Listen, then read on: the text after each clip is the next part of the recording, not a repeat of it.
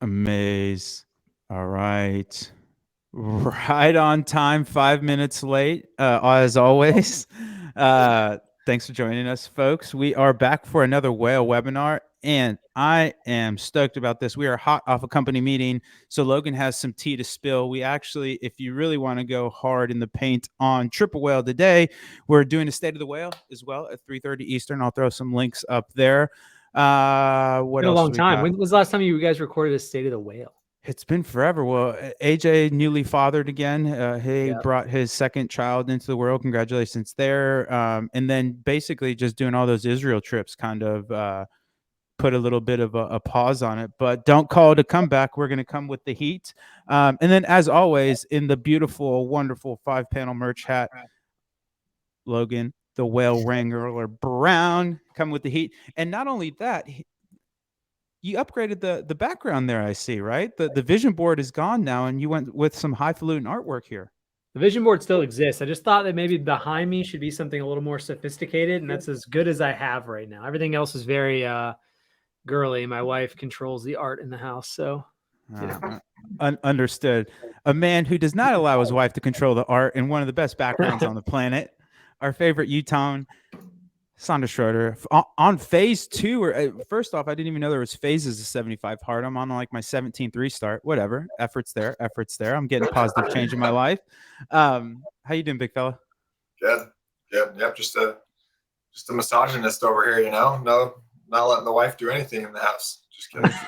She runs the house. I'm not really a misogynist. Just got to throw that out there. Joke. If anybody knows Sandra's wife, she's an absolute alpha. She's fantastic. Yeah, she probably picked out the artwork, and it's still dope. Like my wife sees all this, like I don't know what, but not the cool stuff. Oh, gonna blackmail Logan one day with this. Oh, I know. Edit this out.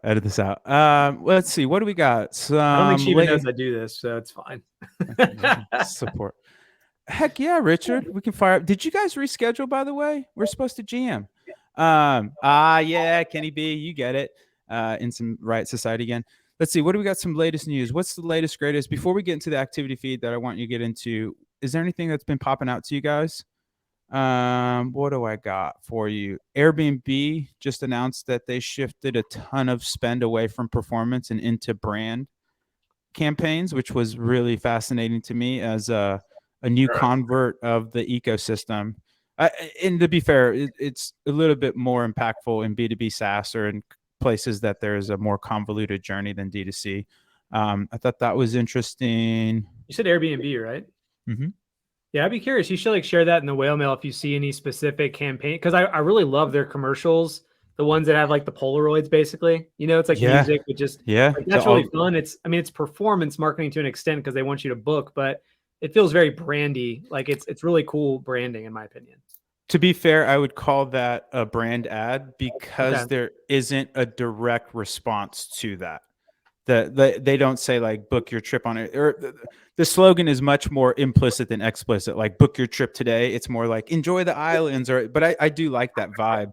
The other thing that I thought they did really well was I don't know if you guys, and I think we actually might be able to take a page from their playbook, is they launched like 70 features or 50 features, and the way they did it in that thread, and they had essentially all the features like tiled into this big mosaic.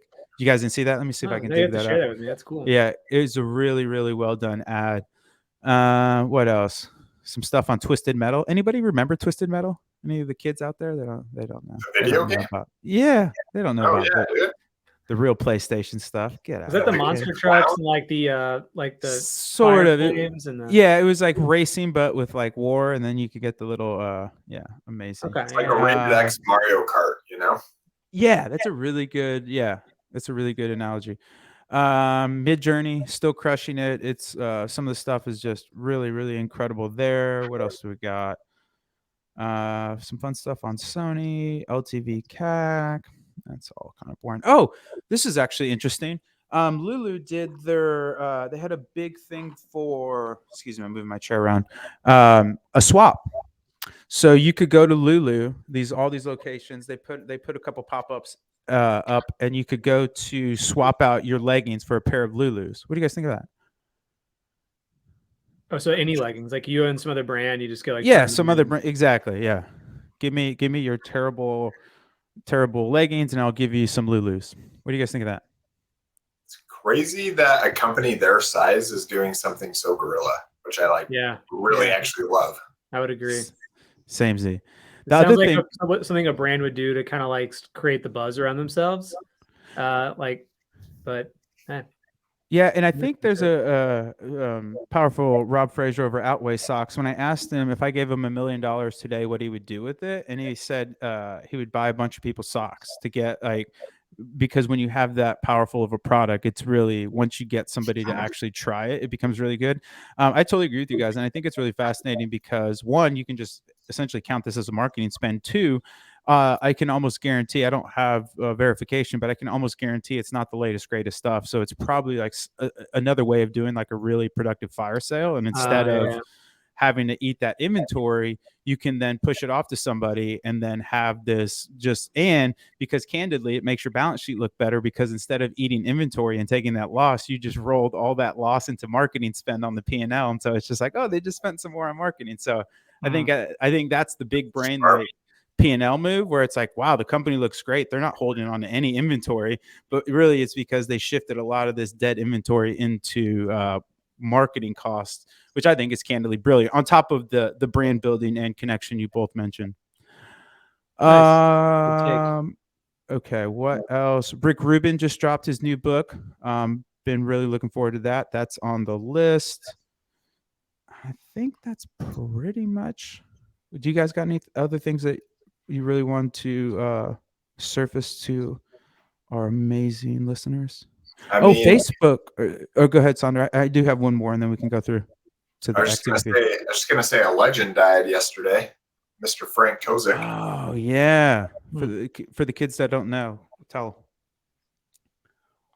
He did a ton of like the band posters in like the 90s for like Nirvana, Beastie Boys, Neil Young, Sound of Youth. I don't know, like any more like kind of, I don't know how else to explain it, like more psychedelic looking, but I don't know. But he's just like very, very big in the, he became like a very, very famous artist around like collectibles. So yeah, really, really amazing artwork. Oh, the last thing is really interesting to me, and Facebook is starting to make a really heavy push into native checkout, which is going to be really interesting. I think it's getting borderline close to a requirement, which is going to be really, really interesting. So there's a really awesome article that I can link to there. They're probably seeing really good conversion rates with that Advantage Plus, where you can choose which checkout the customer goes to, or Facebook essentially can choose which checkout they go to. Shopify native or Facebook shop or whatever.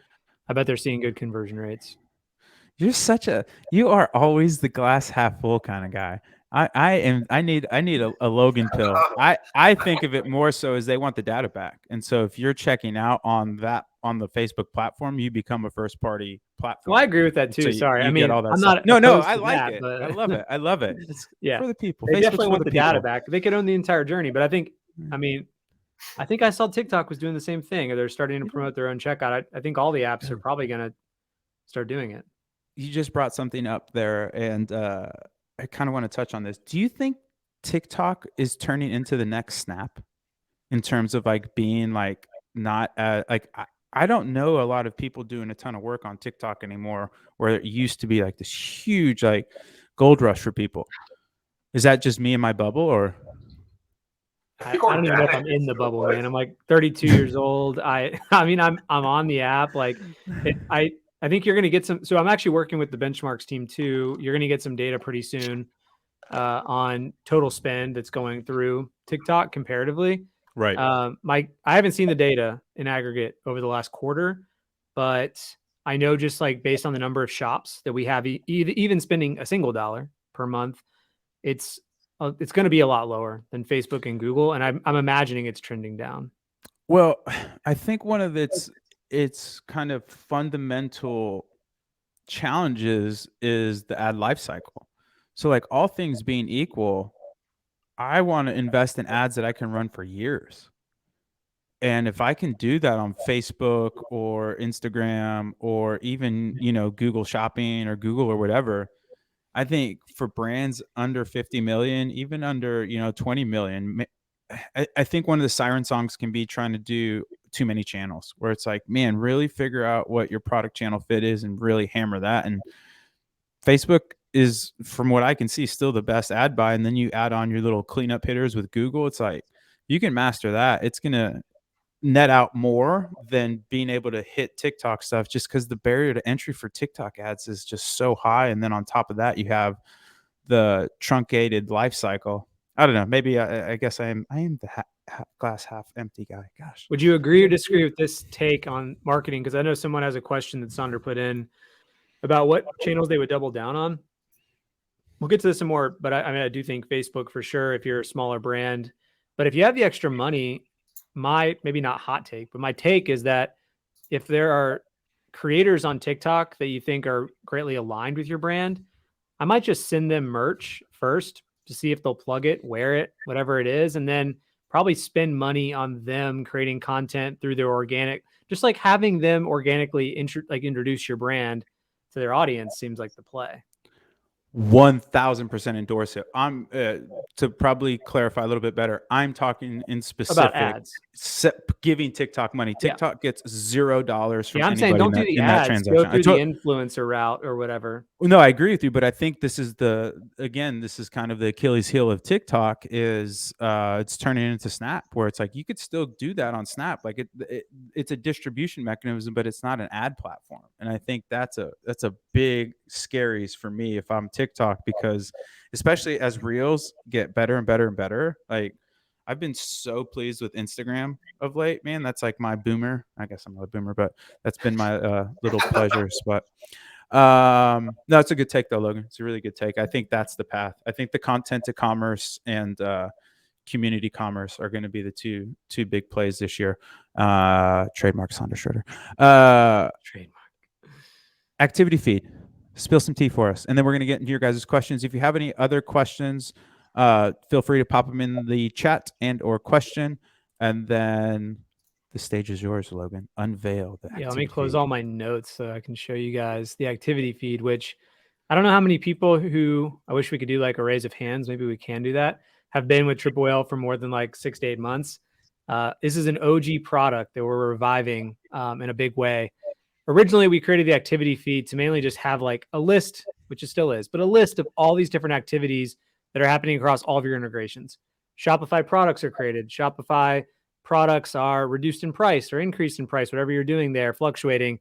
Ads were created, budgets were changed. I mean, everything you could think of over time. And then we basically, the project had like this, the feature had this graph that you could like click any metric you wanted and just look at it on a time series graph. And if you go back to OG Triple Whale, there weren't a lot of graphs happening. We didn't have the pixel graph, the creative cockpit graph. I don't even think the graphs were all that great on the summary page. This is like a place where you could visualize, Shopify sales and Facebook ad spend together. Yeah. And I loved it. And I could create my own activities like annotations. So I'm going to show you in a second how it all works. But this was one of my favorite features as a user of Triple Whale. And now I've gotten the privilege of helping revive it. So hopefully Monday, I would say, we'll have version 1 out so you can play with it. And I think it'll be pretty impactful. So let me share my screen, show you. Real quick question while you fire that up. Will changes be retroactive or just forward looking? What kind of changes? Like price changes, et cetera, et cetera. Are we pulling in those change logs from Shopify, or we're just tracking it from day 0 being Monday or whatever when that goes live forward? Does that make sense what I'm saying? Yeah, no, I think that we've, I'll have to get back to you on exactly how far back, but we've been logging all those things in a database. So cool. So we should have ability to pull it. So yeah, it shouldn't be just from day 0, but some cool stuff here. So as you can see, this is the graph that I was speaking of. And right now I've got Shopify sales. Let's do Shopify sales. Shopify sales overlaid on the graph.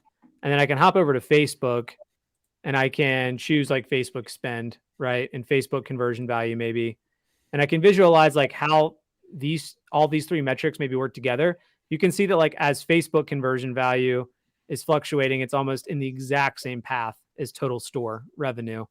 And that's because Madison's pretty heavily leveraged on Facebook for their revenue. So, you can do this across, every integration we have, right?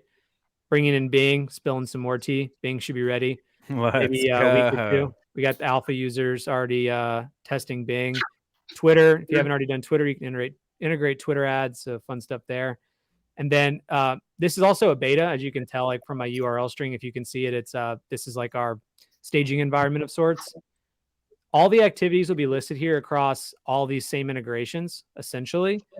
And then you're going to have filters. So what we're building are filters by activity type.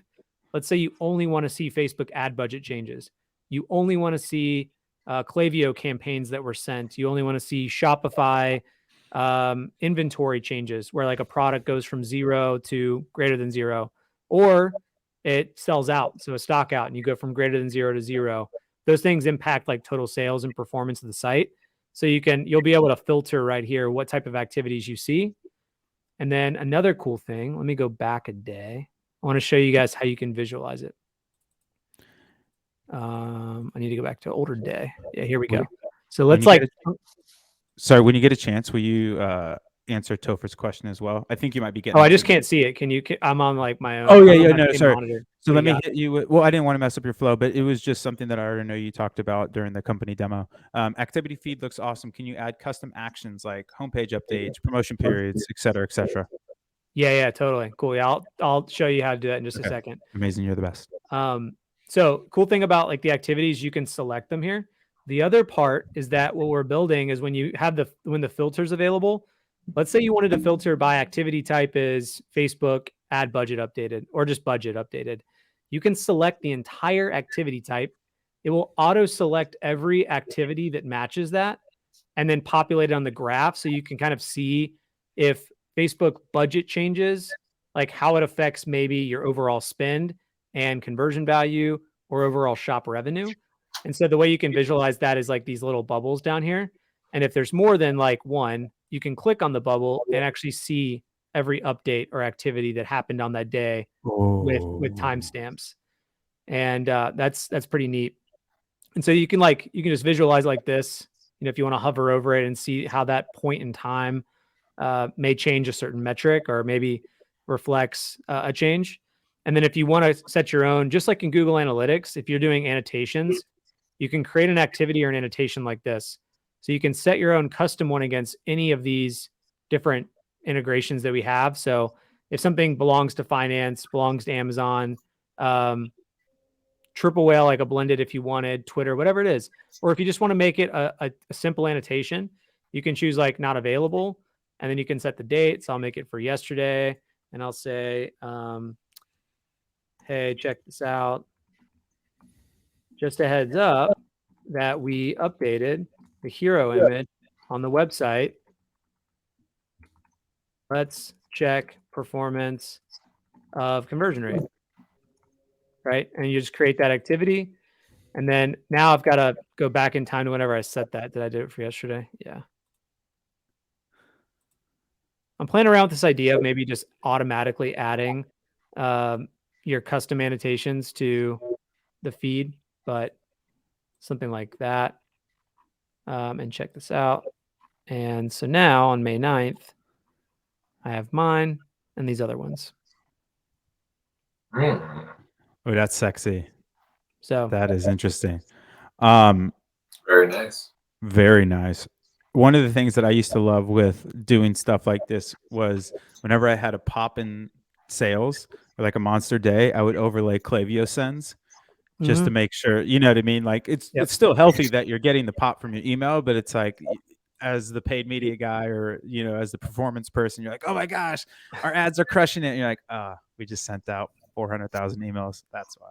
I don't know if Madison has that connected here, but that's a great point because I wanted to show if I have it, but I don't know. This is where the filters will be amazing because you can just filter by Klaviyo here and you'll only see Klaviyo.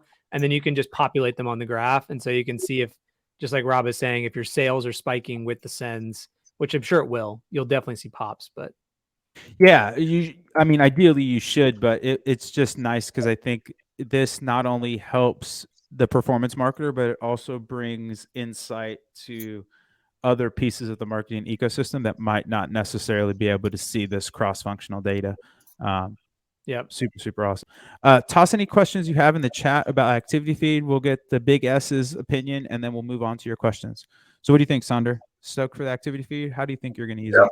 Yeah, it's sweet. I mean, I love the last example that Logan used. I think anytime there are like website changes and things like that, that's like one thing that I was talking about with a client is, right now they track all of those changes in like a Google Doc, and so it's just like going to that. But then when you can map it with these other things, then you can start to map the data, visualize the data a lot better, it feels like. So, and I'll spill some more tea on that same note.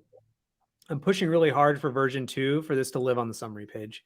So you'll have the activity feed page, but imagine the graph with all your annotations that could live on the summary page. So you could have like one big section. It's just a graph, populate metrics, look at any custom annotations you have set, and just that gets interesting. The other thing that I know we had in the pipeline, but with all the refactoring, et cetera, is some sort of goals or projections or something. Is that version 2? All right, so wow, whoa, this isn't like tea. This is like the kettle. We're the restaurant of spillage here. Okay, go ahead. Well, I kind of forgot about this feature. Not that I forgot about it because I'm working on it like right now, but I didn't really think we were going to talk about it. We could talk about it.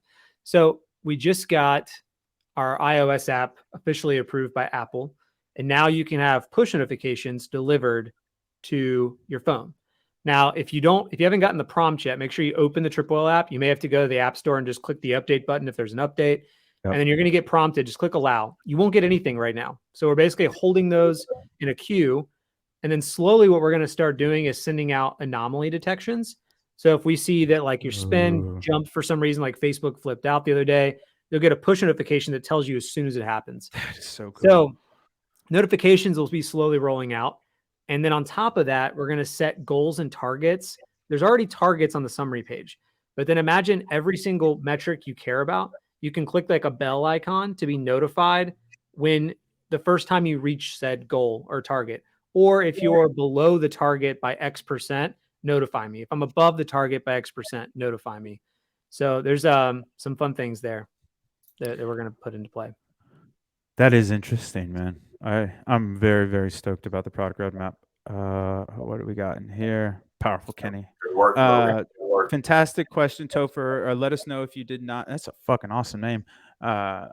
If you did not get that question answered, but I wonder if that's the Topher I met in Austin. Topher, are you the Topher that I met? You live in California? Maybe that. I don't know. If it's not that Topher, no problem. But when we were at the Whaley's, I met a Topher. Cool guy. Powerful Whaley's. I almost wore my Whaley's, my tuxedo. NYC Topher. Okay, let's start GMing. Question numero uno. And if you guys do have any other questions, toss them in the questions box or chat, and we'll get them on here. Okay, so we'll start with you, Sonder, and then go to you, Logan. How to segment orders out, net profit out? How to segment orders out of net profit and profit margin from Shopify? I don't know. I'm tracking exactly what this question is asking, or do you guys get it? I think it's probably talking about how to get your gross and net profit set up within Triplewell.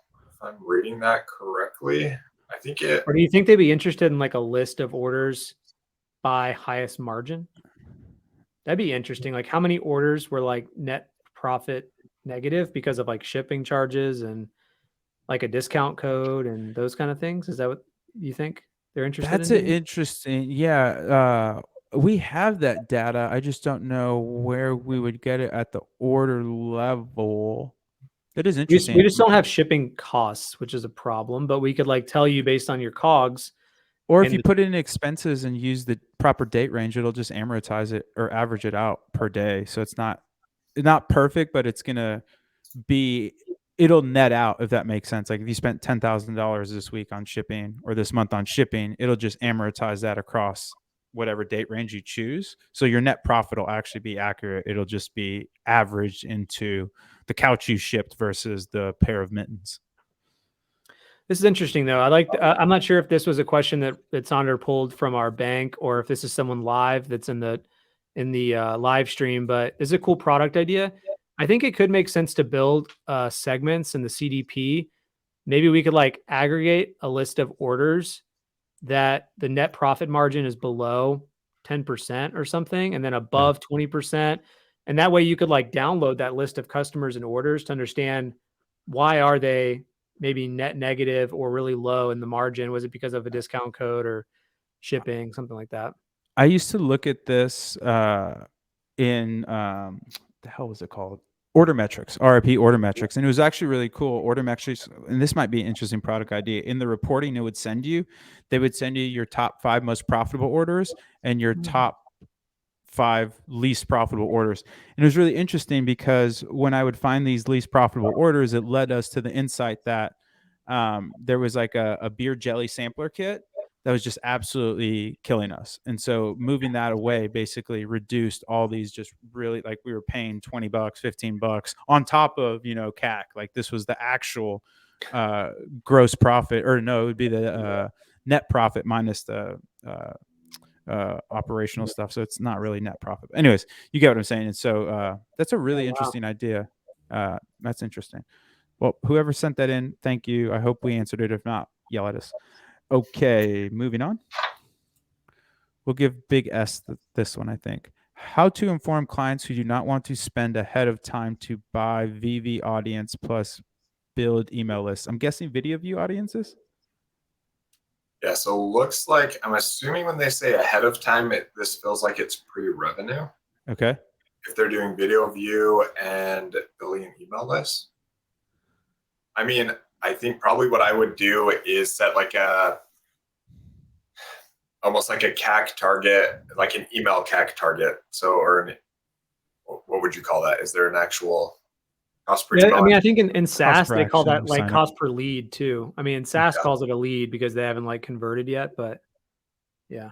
Yeah, that's probably what I would do is more, I guess email sign up, right? Cost per email sign up. I'd probably just set a target for that and then push for that. And then that's kind of like your accountability, right? So if it makes sense for them, I mean, you can backdate that into what the AOV is for the future product that's going to be launching. And, you know, probably say you have a 10% conversion rate on anyone that you do drive to an email subscriber, then you can kind of back it out that way. So that's probably the math that I would be looking to do. Oh, Sonder, you know what I just thought of?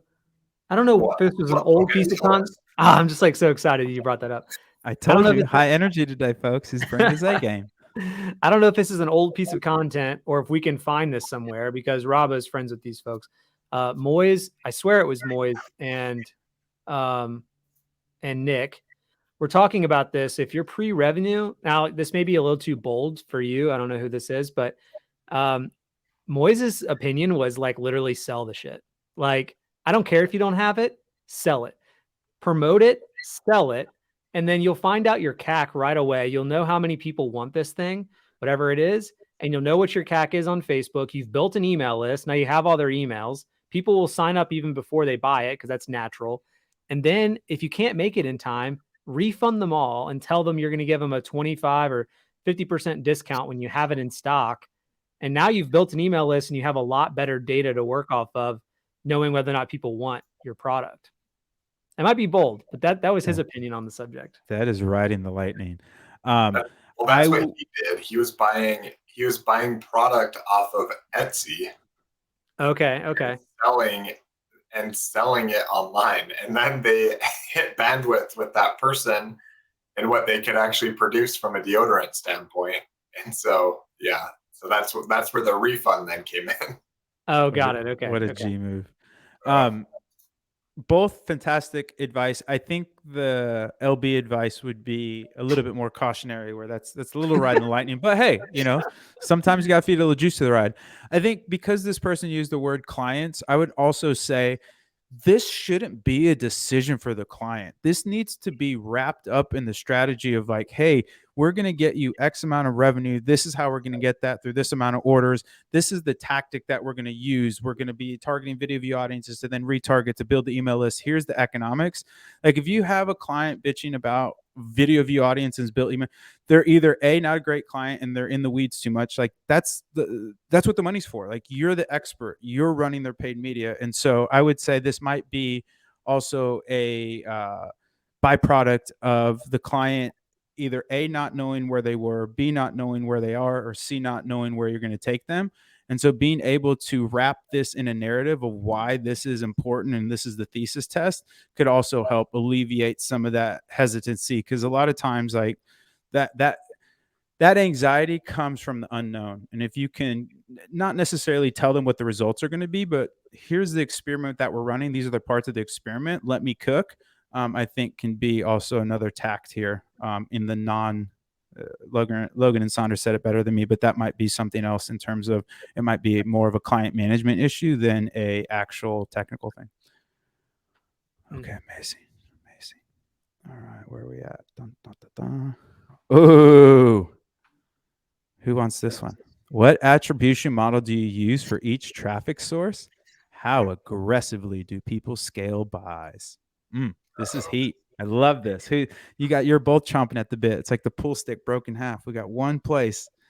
Who's going for it? No Dark Knight references? I got it. A crowd? An oil painting? Come on. Well, Logan, why don't you start, and then I want to get your take as well, Sander, because you're big brained. Go ahead. Yeah. I mean, I'd be remiss if I didn't mention like total impact. I think that's important.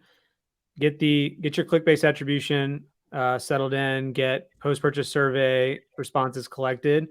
And I would definitely review total impact across all of your marketing channels. And then I would say triple attribution is going to be important if you want to focus in on one specific channel and understand how much total revenue came through this channel. That means you're giving 100% of credit to that channel, regardless of whether the customer may have interacted with another channel or other sources. And then linear all is a good like baseline to understand that if I were to split my revenue equally across all channels, and let's say Facebook was just a touch point in the model, it's probably not going to get 100% of the credit unless that was like one day click, customer clicked there, made a purchase, it gets 100% of the revenue. So that's probably the order I would go in. If you don't have total impact yet, maybe focus on linear versus triple attribution on the channel level. And then aggressively scaling ad buys. I mean, people are all over the place. I mean, as aggressive as you want. It really depends on whether or not you're venture backed. Are you trying to be profitable?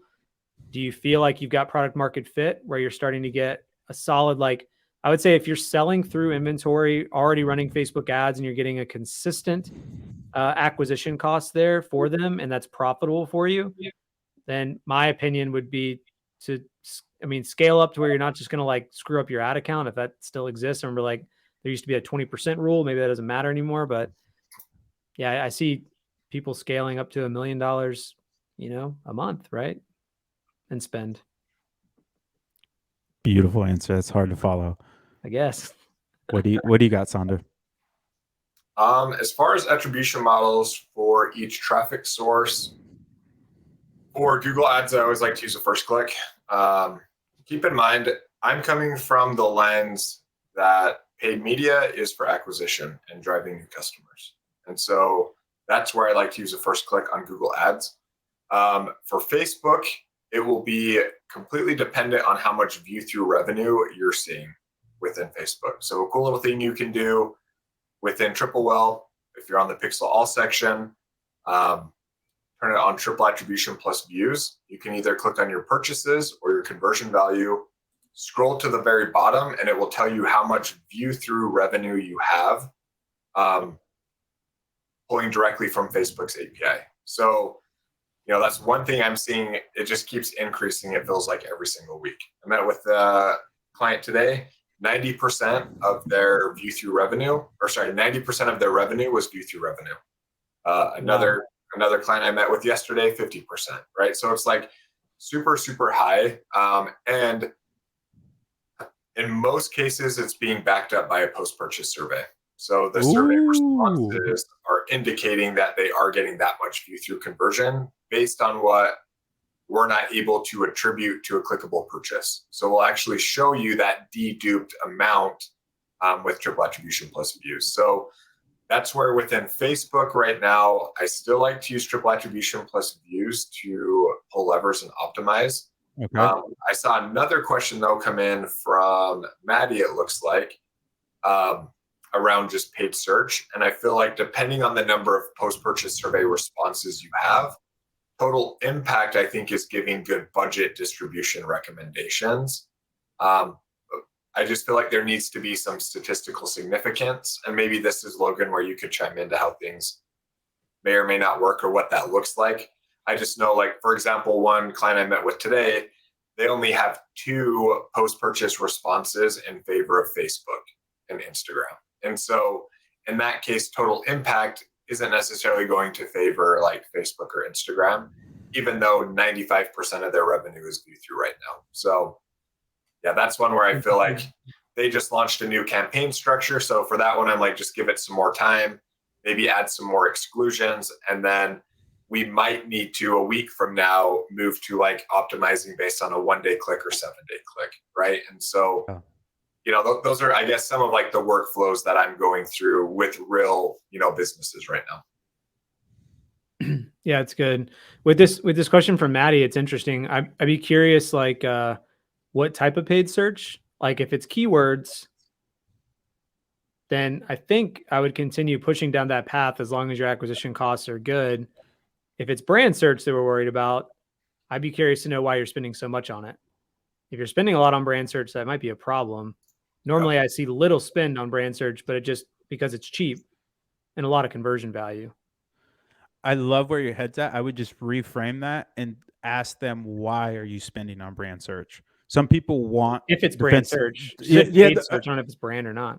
Yeah, I guess what I was trying to get at is if people want defensibility, sometimes they understand that it's not about driving conversion, it's about defensibility. But to your point, if it's incremental revenue or performance, like, yeah, you really you can get some Google fuckery around where people are like, look how good the stats are. Like, yeah, I'm handing them a impression right before they check out. Yeah, I love the way you guys think about that. There's also a fantastic video that Logan did as well going on Triple Whale University. I think Sandra did one as well, kind of like pixel best practices, columns to use, how to identify traffic sources. But yeah, I think the right horse for the right course is really important. And candidly, I've been really, if you don't have a post-purchase survey, get one, because I've been so impressed the added accuracy and fidelity that a post-purchase survey blended with the pixel gets. Like Sandra and Logan have converted me to a total impact model. I think it's actually a really interesting way to track the deployment of your paid media. You talked, there was Maddie jumped the line, but you started to address her question. So let's toss her. Okay. Maddie Saylor asked, just joined T-Dub this week. Welcome to the fan. Powerful Triple Whale. How would you recommend leveraging Triple Whale data to make the case to our agency to stop investing so much in paid search, currently our top source of revenue? So you kind of went into this a little bit, but do you have any more elaborations in terms of possibly like pausing page search, scaling it up, like incrementality tests? What if you were in Maddie's shoes? What are you guys doing? So she's giving some more context in the chat. Oh, amazing. Oh, good. Oh, so yeah, we got a live one. Oh, it's PMAX. Oh. I think PMAX is so hard right now. To Joshua's point, I would exclude brand as much as you can. And if that isn't something you feel comfortable with, then bid very, very aggressive for new customers. Is another option you can do with PMAX. So once again, to me, Google and Facebook's job is to drive new customers. I don't care about them touching existing customers for the most part. You get into sales, holidays, there's always exceptions to the rule. So that's definitely what I would recommend. Yeah, that's the best way to use the leverage Triple Whale. I think there's 3 columns I would set up right now on your Google, on the pixel page for Google. I would look at conversion value, like look at ROAS for sure. Let's do that first. Pixel ROAS versus what the platform's saying. Then look at order overlap. Ooh. Understand what else are they interacting with, or if they're interacting with Facebook, then Performance Max. You have to make a decision there on how much, like, is that CAC really worth it, or do you need to change your strategy up? And then look at new customers versus total orders. So it'll basically say like total order count, and then you'll have new customer order count. And if it's not heavily weighing on new customers, then I think you have to change up your bidding strategy there too. Try to go after new customers. Yeah, it's a really good question, Maddie. And, welcome to the team. And I'll tell you what, hit me up at Robert at Triple Whale and let's get you all swagged out with the whale. Really great question. I appreciate you joining the webinar and asking such a thoughtful question. Thank you. All right. Great answers, guys. That's super helpful. All right. Let's see. You want to, okay, Theo Van Wyck. Okay, Theo. We have such great names today. Yeah, that's awesome. I played around with the TW linked AI, aka Willie, but haven't yet found a good consistent use for it. Do you guys use it often? For what? I'll jump in here and then I'll toss it to Logan because he's the product guy. Candidly, it has been a bit challenging because sometimes I'll find these golden paths and it like just illuminates things, and then sometimes I run into roadblocks. So I know AJ. What I will say is, and I don't want to steal Logan's thunder, so I'll toss it over to him. But the iteration is not even on a weekly or daily level; it's hourly, so it's going to get way better, way quicker. But between me and you, Trust Tree, webinar stuff, there's still some challenges there to really get a ton of value from it from me. But I have seen the glimpses. It's almost like that scouting. You see that talent and you can see that's a championship franchise player, but they're just not there yet. They might be going to the club a little too much. You chasing people around. Have you guys seen the movie Major League? Dude, what, Charlie Sheen? All right, hold on. That's assault, brother. Hold on. This is so good compared to your analogy, in my opinion. Maybe my joke's not fun, but this is like when the guy goes up to bat and he starts smacking home runs. He's like, why hasn't this guy been picked up by anybody? And he's like, throw the curveball. Throws the curveball and it's like swing and a miss. Oh, okay. Anyway, that was my analogy of it can hit the fastballs, but the curveballs can be difficult right now. Yeah. That actually landed. That was my analogy. But not terrible. Anyway, to add to add on to Raba though, here's who asked that question. Oh, it's no, we don't know who asked the question. Here's what I would say. If you're using, I think you have to go to app.triple.com/Willie to get there. Ask it whatever you want. Like, I can't tell you how important it is right now for us to aggregate the question. Theo asked it. Oh, Theo asked it. Awesome. Yeah. So Theo, please send us a list of things you'd actually want to know about your business that would help you on a day-to-day basis. Right now, I would say that we're focused mainly on data that's coming through the native integrations we have. So soon you could easily ask, tell me all the orders and revenue coming from the top regions around the world or country. It'll break down every state by top revenue. For example, show me 60 to 90-day LTV by city. It'll tell you that. And you can do the same thing with Facebook ads, break down my CPM by day for the last 30 days in a table, and it'll do that. But if you want to take it beyond that, we need to know what you want to do. So we're actively trying to figure out what data sources do we need? What questions do you want to ask and have answered? Is it a one-off? Do you want it done regularly where we could send you a report? So yeah, please send us a list of things, and you can do that through the chat on the website or product@triple.com. You can send us an email. Yeah, we'd love to hear about what you want to get answered. And thank you for giving us the opportunity. I know there's some challenging moments in Willie, but I promise we're going to get it there. There's going to be some really cool stuff. Thank you for the question, Leo. Fantastic stuff. We have a fellow Shopifyer. I hope I don't butcher your name. Jishan Ashraf? Maybe? Sort of? Close? Other than TW, which is the fantastic whale mail, goes out every Tuesday, Thursday. Sign up right at triplewhale.com/whale mail. Boom. Sick plug. Other newsletters you recommend. I am very into Stratechery, but that's a little bit more high-level business stuff by Ben Thompson. I think it's fantastic. Chris Mead's Cross Commerce is great. Sharma's newsletter is fantastic. Eli Weiss has a decent one. Who else you got, Logan? What are you reading? Yeah. So Matthias, have you already said him? Schroeder? No, didn't that just launch? Or he's just now promoting it?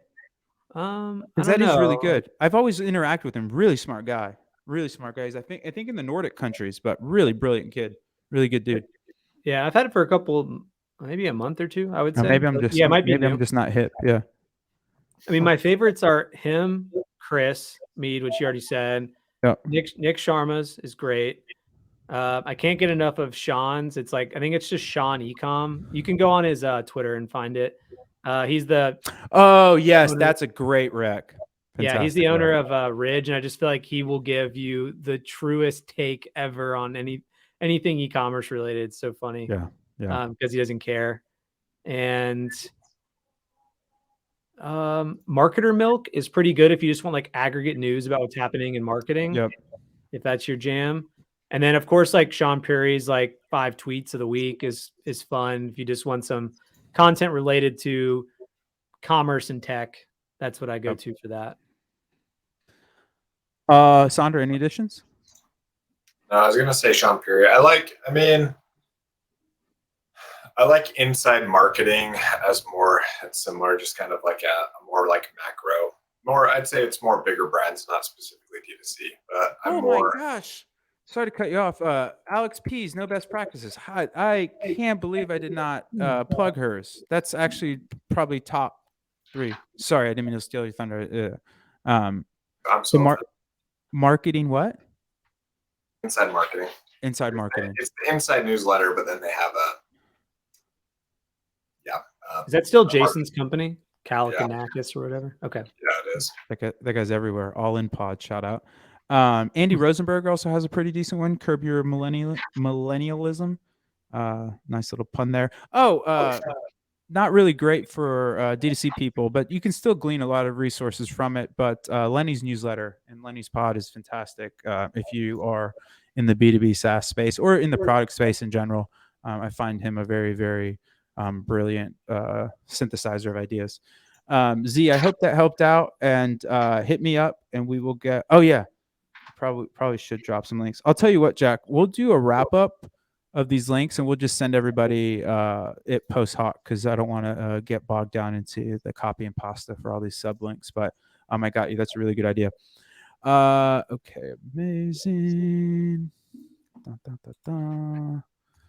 Let's bring Maddie back up on the stage. What's she got? Okay. Is there a way, this is from Maddie Seiler again, is there a way to group products together in the insights reporting or have collections level reporting? Interesting. Q. LB, what you got for us? Well, the product analytics, I'd be curious if that is helpful. And then if you're familiar with the current bundling page, is it called bundling or frequently bought together? I can't remember what it's called now. I can't remember. It's bundling now. I think it used to be called frequently bought together. We have a new product manager in charge of all those insight pages. And what they're doing there is really cool. So they're going to basically take all the most popular combinations and then show you a bunch of different metrics related to it, like margin, total sales, how often it's added to cart together, how often they're bought together, like how many orders are bought together, how many times they're added to cart together, all these really cool metrics around like how products are normally, bought and bundled, I guess, at cart. But product analytics is probably the place I would go to right now for some pretty in-depth reporting on a per product and variant basis. Sandy, what you got? Yeah, I mean, one thing I actually did set up in the SCDP was product specific. So you can do made a purchase greater than 0, and then you can do product name contains. And then what you can do is do a lot of OR logic. So if you wanted to look at a certain segment of customers who bought X product, then that way when you go into any of the insight sections, you can choose that SCDP audience. So that's one thing that I actually found pretty helpful, both in like cohort as well as product journey. So yeah, that's one thing that I've liked to do. Love that. Was that helpful, Maddie? Did you have any more clarifications? Oh, amazing. Very cool. And don't forget, this wonderful, good-looking human is available for meetings. Get Nerdy with Sonder. And then he has a protege who is also very, very awesome, Alejandro. So you guys can book some time with them if you ever so please. You need a deep dive. Look at this guy, right on cue. I mean, we got a pro here. This is tight. We keep the ship tight. Okay. Amazing. Let's see. Okay, cool. If you guys have any other questions, I'm going to go through this list, but if you are online right now and you submit a question, you can cut the line. Okay, cool. Nice. All right, here we go. Oh, this is actually if you want to check out the whale mail that went out yesterday. So I'll ask you first, Sonder, and then Logan, and then I can finish up. But is pure D2C for profitability dead? Where do you land, Sonder? No, I just think too many people don't create brands and just spend money on Facebook and Google, which makes it so you aren't profitable. Shots fired. Ooh, God, I can feel the heat over here. My goodness, I'm sweating. What about you, Logan? From Utah. Yeah. The ice caps in the mountains of Utah are melting. He's melting everything. Part of the problem, climate change, Sonder, unbelievable. No, I mean, yeah, not in the crass way. I'm just kidding. No, I mean, I agree. I think there's even the brand I worked for before was 95% e-commerce, direct to consumer, and was profitable. And we did a little bit through Fair with a couple of select accounts, but I think it was 5% of revenue. So, I mean, I know it's possible. I think it just has to do with the product you're creating, the margins that are available to you, and can you get product market fit and kind of create a little flywheel of people ordering from you. I love those takes. I'll throw in my little peanut gallery take as well. I never thought D2C was profitable. D2C was incentivized to grow and get bought out or exit. Like that was what D2C was. And now that the incentives are for profitability, you're just seeing people having to, get a different car, where it's like, if gas is super expensive, I'm going to get a bike so I can acquire these people for less and I don't have all this OPEX, et cetera, et cetera. So I think it was the D2C boom in terms of growth was a kind of perfect storm of everything, where you had this incredible arbitrage on paid media, you had these super frothy markets, you had really cheap money, and it just really skyrocketed growth, and revenue went up and to the right, because that's all anybody cared about was top line stuff. And then as people had to become I would argue better operators, because they need to do more with less, and they needed to remove the waste from the system. So I think there's a healthy correction, but I don't think D2C was ever the big profitability play. I think it was always about growth, where I think now it's really starting to turn into, as Sonder's point, like there's some really awesome brands that are really resilient and robust, and I think they're going to do really well. And I think the brands like the drop shippers of the world, no judgment there, but I think if you are only competing on product, it can start to become a challenge in D2C land, because pick and pack, and there's just a certain aspect when you're operating at a certain scale that it's almost, was it the Paul principle or Peter principle, like the rich get richer? Like as you get bigger, you get economies of scale, you get breaks, you get better things, and then you don't need money. But the problem is, when you do need money, nobody wants to give it to you. When you don't need money, everybody wants to give it to you. But that's kind of just my random pontification. Oh, Theo has a good one. But there's actually really good, the whale mail was about this as well, in terms of the middleman, people taking a bunch of money from people. Okay. All right. Okay. Z has a really interesting question about Pinterest, but I want to get to Theo first, then we'll do Zeshan, and then we'll wrap up. Okay. Oh, the post ID question. Love it. In Facebook, I use post IDs for ads. I still use Facebook's view the ad level to filter for each ad, then look at the aggregate stats to determine how successful it was. However, I can't get this view in TW to aggregate stats on the ad level and not ad set level. Am I missing something? Creative Cockpit, right? Yep. Creative Cockpit. Let's go.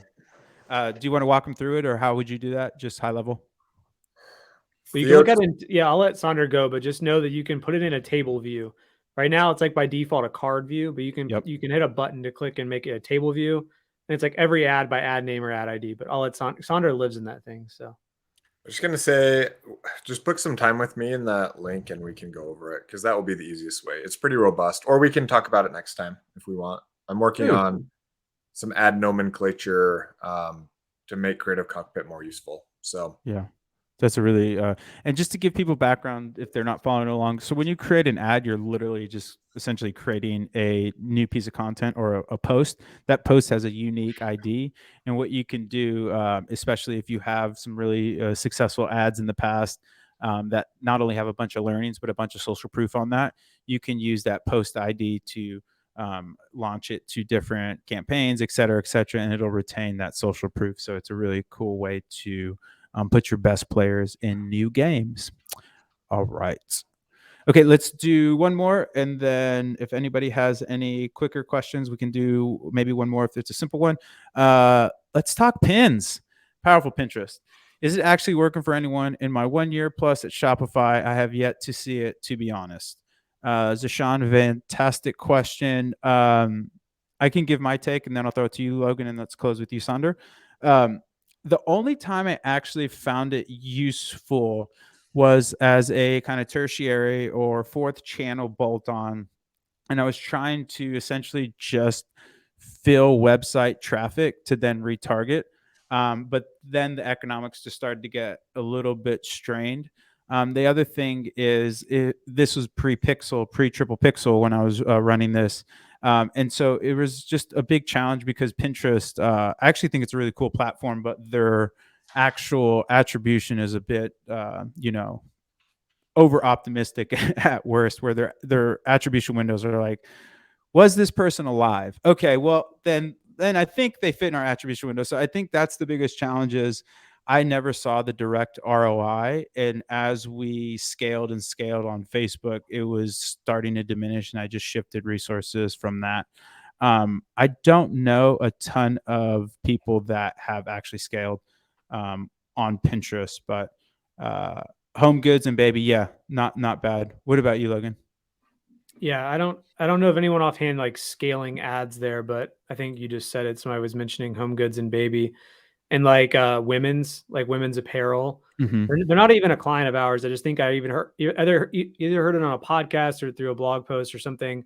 If you guys are familiar, like Tucker Nuck, like maybe go see what they're doing. I heard that like these pins of these like women wearing collections of clothing for a season, it gets some good hits and some organic traffic, almost like women are searching Pinterest almost as if it's Google and saving things they would want. And so I think brand awareness already being there for your brand helps, like if they know the name, but I think it can help by putting pins there, more organic search type a mechanism. But I haven't heard of anybody skilling ads.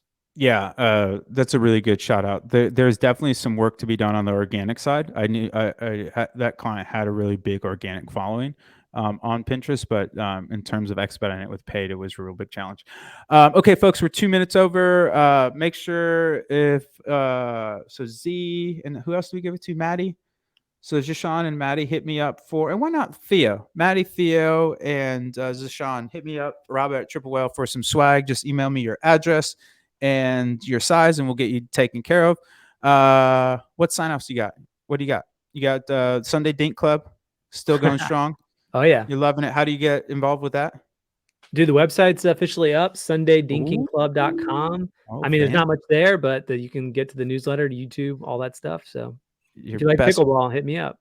Your best pickleball source on the planet. What else you got going on? Everything else good?